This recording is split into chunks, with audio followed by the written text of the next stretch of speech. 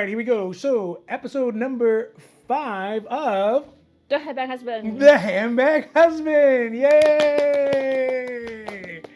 All right, first things first. As you can tell, we are not at home right now. We are our first night here in Las Vegas, and we are going to do some awesome wandering around to some of the other Hermes boutiques outside of California that are sort of unfamiliar to us. But the topic I wanted to talk about today is going to be a topic that it's kind of near and dear to our heart because it's how to convince your husband of the value of an Hermes bag and thus to, participate in the process of getting one with you. Now, of course, we're not speaking for everybody because we are a pretty standard family, just husband and wife. So I know there's all kinds of other variations of how people make couples, and those are totally fine, but this is the only one. We do not make, what's it called? The marriage advice. Yeah, I would say we could do a marriage advice. I don't count this as a marriage advice, but we can only give advice from our own perspective. Yes, so yeah. if you're in a different situation or different arrangement, this may have some help for you all, but I can only advise you from my perspective how I kind of came around in that process of becoming the handbag husband. Yeah. So we're going to talk about some of the key pressure points as a husband that I felt, as saying that, I don't want to get a handbag. Why, like, for example, they're too expensive or you don't need them or those kinds of things, how those kind of objections were overcome or understanding came about for that. And also talk about, from the husband's perspective, why these bags could be potentially important. And also things that you could tell to your husband so that he can maybe get a little bit more perspective on why they're important to you and how they could even be beneficial to him. Beneficial? Beneficial. So far, so good. Okay. Now, before we get to it, obviously it is the early stages of the Handbag Husband channel, and if you like these content, because we see folks getting there and watching and growing, and we are so thankful for that. Thank you. But also, if you do like the content, if you want to see more of it when we put them out on Wednesdays, make sure you like and subscribe. Hit that like and subscribe button so you get notifications when our newest videos come out. And I like to think that it might even bring you some handbag luck. I'll even give you a little sprinkle of handbag luck. Can you do the sprinkles? No, do the sprinkles. I'm not. All right, so first up, one of the first I think this would be an objection, and this is an objection that is pretty common for, husbands in general, is that... I guess at least sometimes I see it on Instagrams or social media. And also, these are obviously conversations that we had early on, which is the financial side of it. Sure. Because there are multiple ways that households are set up, as though there are multiple ways in households are set up between the type of people who are involved in the couple. There are many ways that financial situations are devised for couples as well. Disclaimer, we do not give out. This is not financial advice. No, this is not financial advice. I'm not giving you financial advice. In fact, it may not even be great financially as far as advice goes. But the point is that you can have kind of a one-pot system where you have all the money together in one space. You can have a two-pot system where it's like yours and mine. You can have a three-pot system, yours and mine, and other, and four and five. So it's like yours and mine, and like the one that we share. Yeah, exactly. So I think that's very common for most of the couples. Yeah. So you can have multiple different versions, but for us, ours is just a single pot, and we have to kind of work it out. We have to fight it out for all everything that we want to spend it on, and that definitely happens. So that being said, before we start anything, if you are looking seriously at getting a quota bag, so like a Birkin or a Kelly, they are expensive. They're expensive bags. They're $10, $15, $20, $40, $50,000. They can be a lot of money, and you want to make sure that you're in a situation where that's money that you could spend on a bag. Because if it's not, then obviously there's going to be a lot of fighting. And we kind of talk about the can you afford a bag, or should you buy the bag on episode 4? Yeah, in one of the earlier episodes, we put it in there. We touched that a little bit.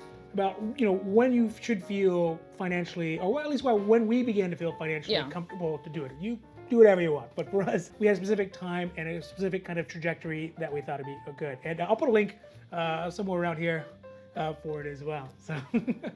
All right, so yes, make sure that financially it makes sense that you're able to buy a bag. It's not going to, impact your children's college funds or your mortgage or anything like that. That would be the first thing to really address, because that's probably one of the biggest problems that any husband would have is say, hey, this is an emotional buy, not a financial buy, and that's okay, I emotional buy many stuff. So it happens a lot, but you want to make sure that that's taken care of. Now that being said, along the financial lines, again, not financial advice. Not financial advice. Not. The bags do hold their value pretty well. If you look at some of the different prices for bags, they have gone up pretty much astronomically, even if you get them at MSRP. But over the last 5 to 10 years, they beat a lot of things like stocks. They beat a lot of things like crypto. They beat a lot of things. NFTs. They beat a lot of those things as far as growth, especially when you have those quota bags like a Birkin or a Kelly. So you could appeal to that financial side, say, hey, these bags, they gain in value over time, not guaranteed. Past results are not guarantees of future increases, but they do tend to be more expensive over time. And you can just simply look at the secondhand market and say, hey, if we got one of these bags, and take care of it, and we take care of it, obviously, you don't beat it up. Yeah. Then there's a possibility to have it as something that could hold its value or even gain value over time. So that's one thing that the husband may not even thought about, because undoubtedly, if you are in that category of folks who are looking at quota bags, you're also probably in that category of couples who are looking at watches. And I guarantee you, he has made that same argument. He's like, oh, the Submariner is going up. Or, oh, if I get a Daytona, it'll be 3 times as expensive if I ever need to sell it. So, yeah. Next up is another one that I think is kind of really important, at least from a husband's perspective, which is you can appeal to a sense of craftsmanship and detail and beauty. Which has been really good at details and beauty. No, exactly. That's my exact point. But you can still appeal to it. It's very difficult to convince husband to see like the fine details. Yeah. So that's difficult. But if you point it out to them, then at least they have it rolling around in there. And sometimes you're in the shower. Like when at you try to 4 o'clock find in the morning. cheese in the fridge. Yeah. So you can kind of go over what it takes to make a handbag. The craftsmanship, I think that is a big value. I think that husbands in general enjoy craftsmanship, whether it is boats or watches or cars, or whatever, something that's well crafted and well made and feels sturdy. That does speak to us a lot, for sure. Also the durability and the utility. Sorry. In this case, us mean the husbands, not us, you and I. Yeah. From my perspective, one of the things I like about it is that it is durable. Okay. Right, and it's well made, and it's kind of old worldy artisan guys like Geppetto making them. But also the utility of the bag. I mean, it is still a bag. Yes, they are beautiful, but you can put stuff in them and carry them around, and the durability. They last forever. If you keep them in good shape, they last forever, and they can be repaired as well, as I learned from Pierre. So does the tote bag. So I mean, yes, of course, so do... No, some husband would say, oh, why do we need $10,000 bag versus a tote bag? Well, it's just one piece to the puzzle. Sure. Yes, a tote bag is nice as well. Don't get me wrong. Her bag is a good-looking bag, right? But, it's not... My advice, say back to them, why do you need a Rolex or Patek? Because Sundial also can tell the time. That's right. Yeah, Sundial works. Casio watches are great, right? Yeah. You get a G-Shock, you get a G-Shock. You don't need a Rolex. Yeah. Also, one great thing to do is to take the husband to see the bags in person. Oh, that's gonna be painful. Yeah. It is a little painful. Not for the handbag husband, but like for other husbands, I can feel it. Well, yeah, and in fact, because I hate shopping. Yeah. I think I'm on that side of, I'm kind of for the husband that they don't want to go shopping. Yeah. Yeah. But also, it's common. You go to Hermes or even like another store, and you see husbands just like sitting in the chair, like on their phone, like, where's the stock market at, or whatever, right? What's going on with the sports team? So if you can take them and kind of show them the bag, get their hands on it so they can feel it, I think that is a big game changer for some husbands. For right? you. For me, it was for sure. For me, it was definitely a game changer. Oh, this feels nice, right? Yeah, and, sure. This feels nice. Like, oh, it smells good. So nice. Yeah. It was a little strange when you smell them, but there is just something really nice and tactful about it when you feel it with your hands, and you can feel the quality of the build. Right, so that's not going to be the only justification that you have. Sure. But it's a piece of, okay, so the bag is durable, it's good quality, it looks good. Yeah. Right. It's financially, possibly, maybe, just sort of, not financial advice. It's possibly a bag that's going to gain in value. Yeah. And then also the other thing that you can appeal to is it is a great accent piece for the wife, because the accent piece to the wife is also the accent piece to the husband, right? When your wife feels good or feels in a when they way, call it arm candy, actually it's the Birkin bag. Yeah, I mean it rolls uphill, right? The candy roll, the arm candy rolls The up. arm candy is not the husband's, actually it's the bags. Yeah, that's right. So I think there's that as well, right? And we'll get to that, the emotional side of it, and there should be a value for that, because as couples you're interconnected in the most really deepest, intimate ways. And when one person feels one way, then of course the other person, should pick up on some of that too. Pick up on what? All right, so next up is the appeal to empathy. I know, at least for us, again, we're intimately connected in many ways, emotionally and spiritually, and all that kind of stuff that was in our wedding vows and stuff. Well, whatever. Yada, yada, yada. Yeah. You know what I mean? Yeah. It's 10 years in, we're okay. I think we're going to make it. But appeal to the sense of how it makes the wife feel, right? How does a nice bag on your arm make you feel? Stressful. It is stressful. Because I don't want to ding it. But you feel... No, but it's nice. Yeah, it's nice. Yeah, you stand up a little bit straighter, right? You feel a little bit more confident for sure. Yeah, I guess. And I think those are things that, and again, you can go back those comparisons to watches, right?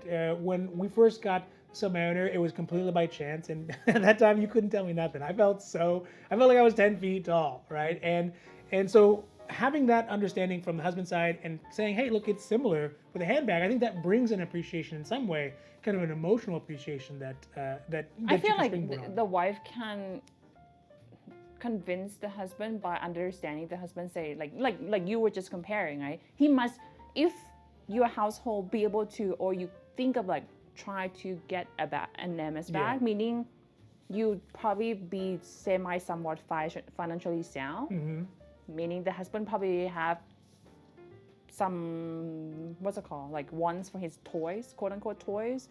Can be boats, can be cars, can be motorcycles, can be watches.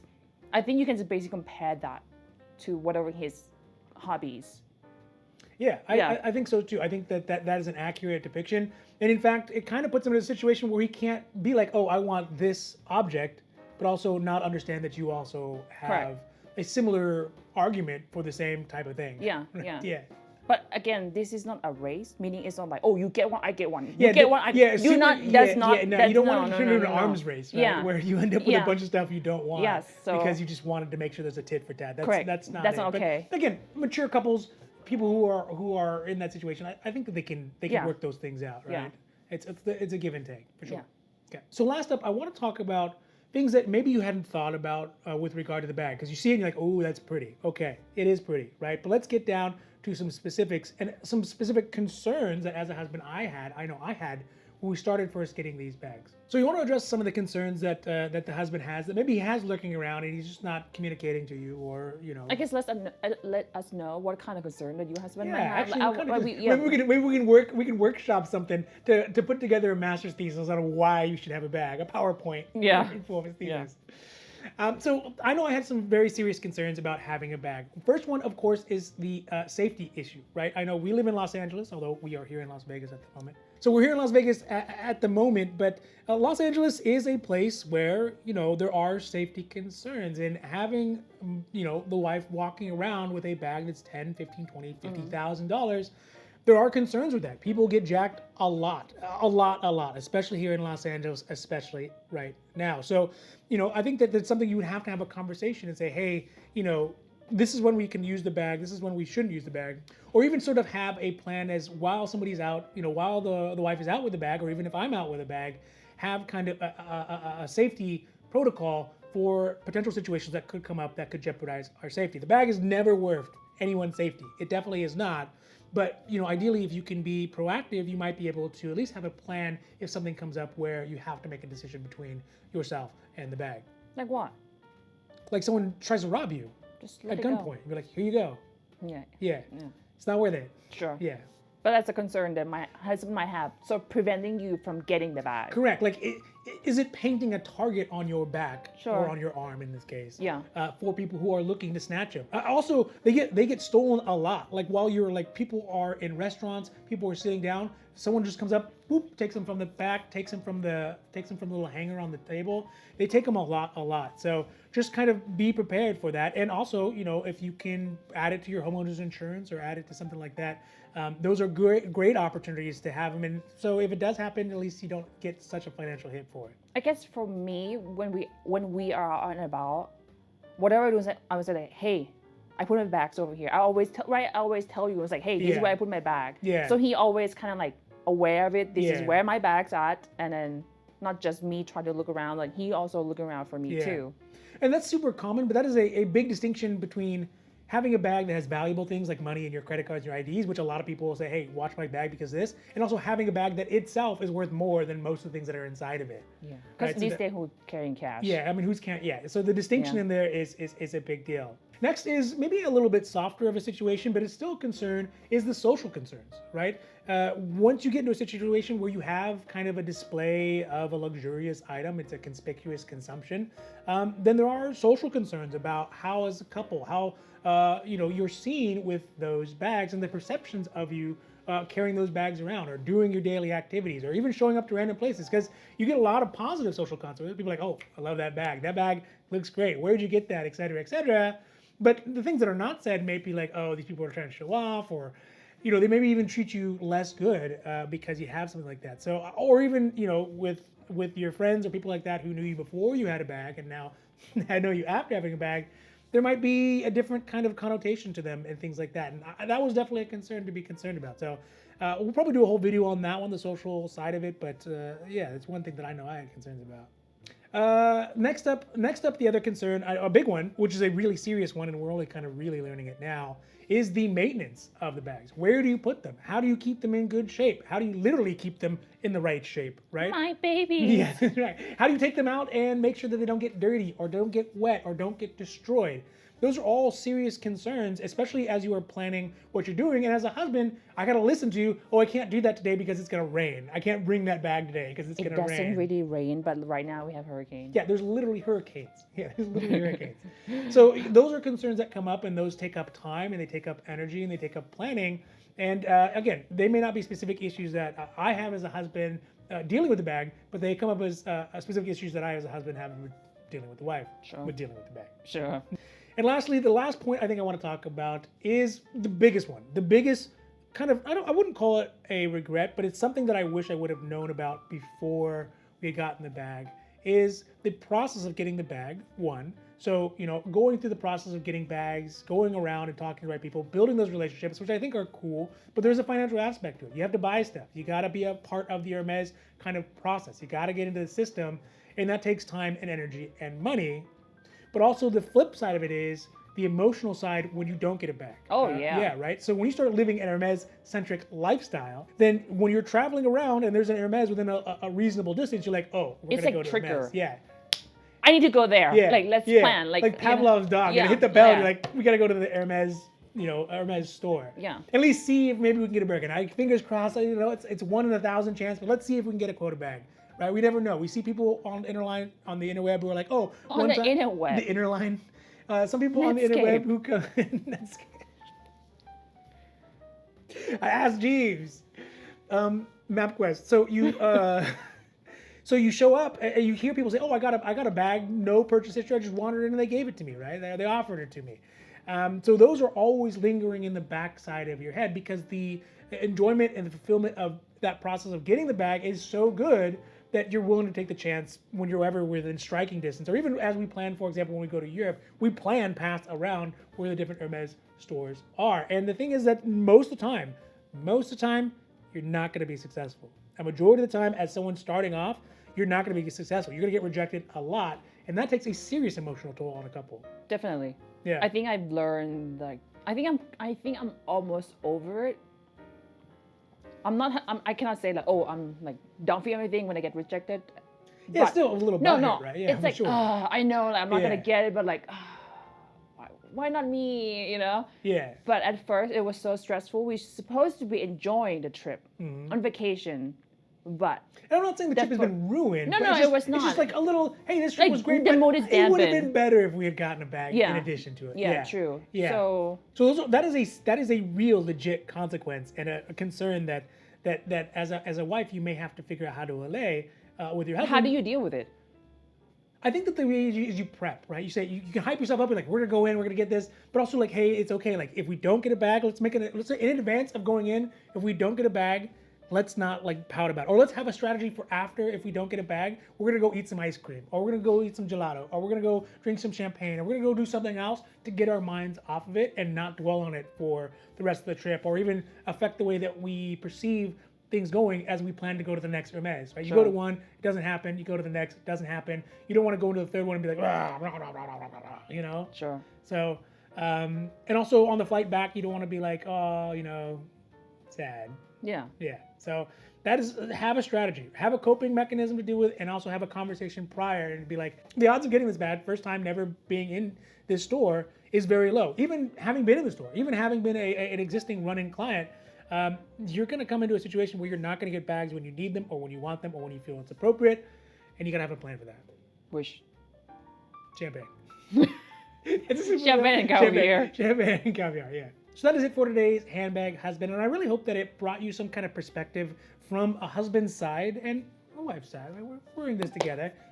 But I hope that brings a little bit of perspective from the husband side about the Hermes, because it can be a tricky situation to navigate. And also there might be things that you hadn't considered are concerns, or even things that neither of you both together have thought about as concerns, but come up afterwards after you get the bag. Because it's not like once you get the bag, you ride off into the sunset and everything's happy for the rest of the time. Because you're going to want another bag. Yes, you have to deal with, then you start juggling multiple bags, right? You have maintenance on one bag, you have usage on one bag, and then you're trying to get another bag. So it really starts to become an all-encompassing thing. And if you're not careful and you don't have a good plan for it, it can really sort of become kind of a mania, really, as opposed to a hobby or a project that you're working on, or even something just to get something done. Again, I hope that it really helps you out, and maybe rolls around your head. I'd love to see some comments about what we're saying here, if it really resonates with you, or if you think that maybe that it could be helpful, or even if you have questions, right? We're happy to try to solve interrelational couple handbag questions about interrelations only, please. Or watches. I don't think I want to wade into the watches. That one's gonna get too down and dirty. But if you do like that, again, don't forget to like and subscribe, because it really does help us grow the channel, and we really appreciate all of you watching. Thank you. Thank you. And I think that we're only going to get more and more content coming out. We got a lot of great stuff. We got some visits here in Las Vegas we're going to start talking about in the next couple episodes as well. What we got, what we didn't got, and how that worked out. Because we didn't get. Didn't got. Because even though I like to think that we are pretty experienced Hermes clients, it doesn't even work out for us too. Not all the time. So, all right. So that's it for me today for the Handbag Husband. I don't have any more else. So, thank you. Thank you. Which, of course, is a potential perspective that I think from the wife's side is probably not something that, the wife's that you've had. From the wife's side, yeah. Yeah, what happened? Right, we never know. We see people on the interweb who are like, oh, on the interweb. The interline. Some people on the interweb who come in. I asked Jeeves.